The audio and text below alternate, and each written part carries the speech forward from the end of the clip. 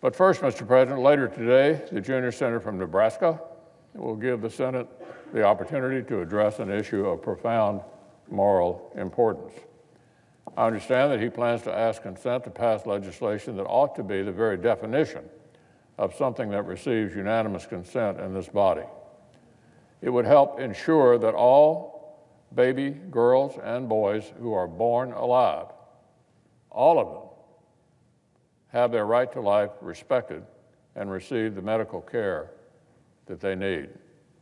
It builds on the Born Alive Infants Protection Act of 2002, which did indeed pass this body by unanimous consent, and creates enforcement mechanisms if abortion providers fail to give these newborn babies the medical attention and care they so obviously deserve.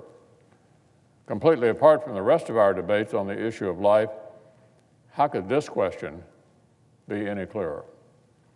What could be more unanimous than this? That what medical professionals owe every single newborn American citizen, regardless of the circumstances of their birth, is attention and care, not neglect, and certainly not violence. Frankly, it's harrowing that this legislation is even necessary. It was even more disturbing when last week a Democrat governor was unable to clearly and simply state that, of course, these newborn babies have human rights that must be respected.